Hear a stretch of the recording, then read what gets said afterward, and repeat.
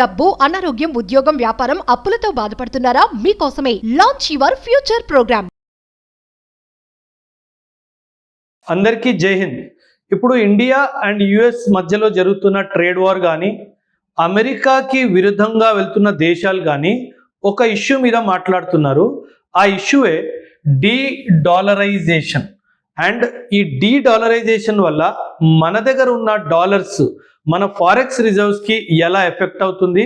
And చాలామంది మన ప్రభుత్వం ఇప్పుడు గోల్డ్ ఎక్కువగా కొనుక్కోవాలి, మరెన్నో విషయాలు ఈ టాపిక్కి సంబంధించి ఈ వీడియోలో మాట్లాడతాను, జాగ్రత్తగా వినండి. ఫస్ట్ ఆఫ్ ఆల్, మన దేశంలో ఫారెక్స్ రిజర్వ్స్ అని ఆర్బీఐ దగ్గర ఫారెక్స్ రిజర్వ్స్ అని చెప్పేసి ఉంటాయి.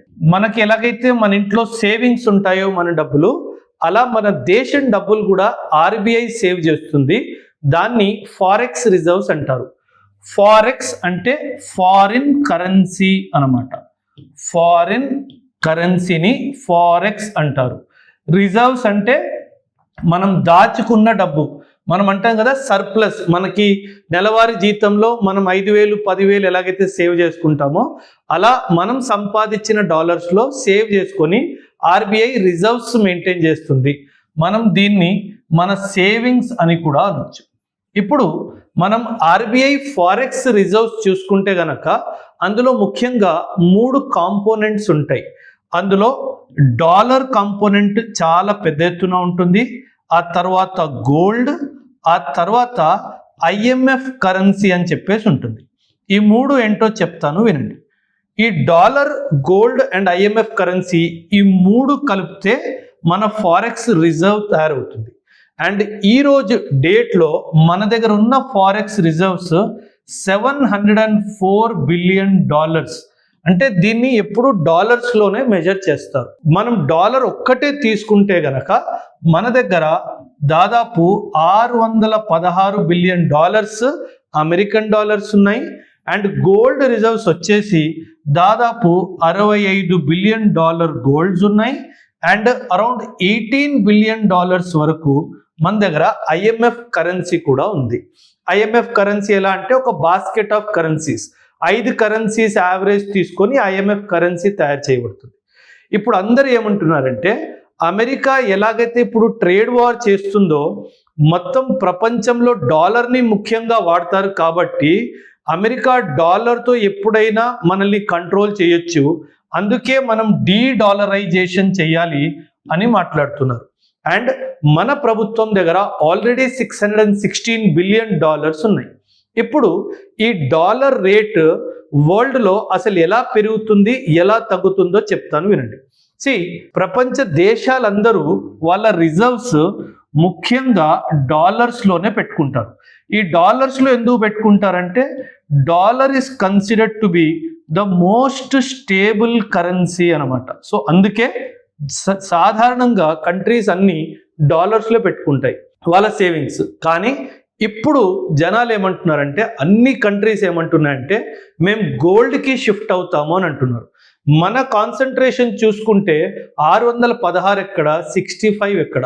సో చాలామంది ఏమంటున్నారంటే ఈ డాలర్స్ని మనం డంప్ చేసి మనం గోల్డ్లో మన రిజర్వ్స్ని క్రియేట్ చేయాలి లేదా పెంచుకోవాలి అని చెప్తున్నారు. సో దీనివల్ల లాభం ఏంటి, దీనివల్ల నష్టం ఏంటి, మరెన్నో విషయాలు చెప్తాను, వినండి జాగ్రత్తగా. ఫస్ట్ ఆఫ్ ఆల్, ఈ రిజర్వ్స్ డాలర్స్లోనే ఉంటాయి, ఎందుకంటే dollar is a stable currency కాబట్టి.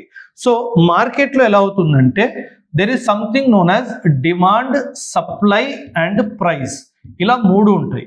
మనకి ఏ ప్రోడక్ట్ అయినా సరే మార్కెట్లో దానికి సప్లై ఎక్కువ ఉంది, డిమాండ్ ఎక్కువ ఉంది అంటే దాని ప్రైస్ కూడా ఎక్కువైనా ఉంటుంది, స్టేబుల్ అయినా ఉంటుంది.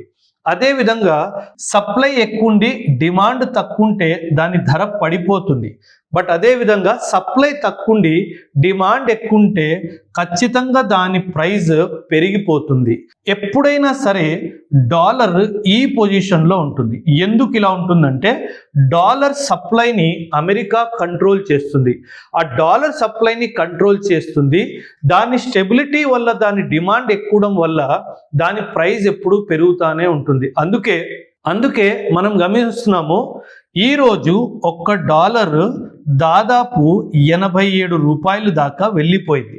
సో మనం ఏమంటామంటే ఇలా ప్రైస్ పెరిగిపోతున్న కొద్దీ, ఫర్ ఎగ్జాంపుల్ నేను ఈరోజు ఆయిల్ ఇంపోర్ట్ చేసుకుంటున్నాను, అంటే ఇప్పుడు నేను ఆయిల్ ఇంపోర్ట్ చేసుకోవాలి, $1 నేను ఇచ్చి ఆయిల్ తెచ్చుకోవాలి అంటే నేను 87 రూపాయలు ఇవ్వాలి. సో ఇప్పుడు నా ఉద్దేశం ఏంటంటే మన ప్రభుత్వం కానీ వేరే ప్రభుత్వాలు కానీ వాళ్ళ ఉద్దేశం ఏంటంటే దీనిని తగ్గించాలి. ఈ ఎక్స్చేంజ్ రేట్ అంటారు దీన్ని, ఈ ఎక్స్చేంజ్ రేట్ని తగ్గించాలి. సో ఈ ఎక్స్చేంజ్ రేట్ని తగ్గించాలి అంటే మనం ఒక పని చేయాలి. ఎలాగైతే సప్లై తగ్గించడం వల్ల డిమాండ్ పెరుగుతడం కానీ డిమాండ్ కాన్స్టెంట్గా ఉండడం వల్ల ప్రైస్ పెరుగుతుందో, మనం ఈ సప్లైని ఇంక్రీజ్ చేయాలి.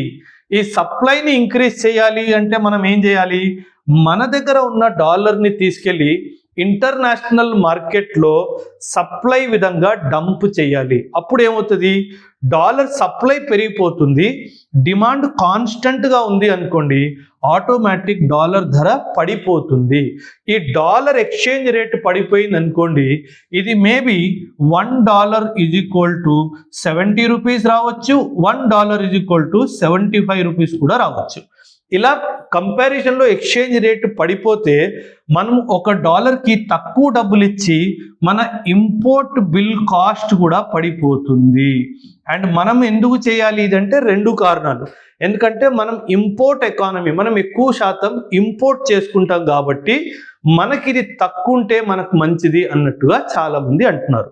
రెండో విషయం ఏంటంటే, కానీ ఒకవేళ మన ఎకానమీ ఎక్స్పోర్ట్ లెడ్ ఎకానమీ అనుకోండి, కాకపోతే మన ఎకానమీ ఎక్స్పోర్ట్ లెడ్ అంటే అప్పుడు $1 = 87 అని మాట్లాడుకున్నాం కదా, $1 = 70 రూపీస్ అయ్యింది అనుకోండి, అప్పుడు ఏమవుతుందంటే మన ఎక్స్పోర్ట్స్ కూడా నెగటివ్ ఎఫెక్ట్ అవుతాయి.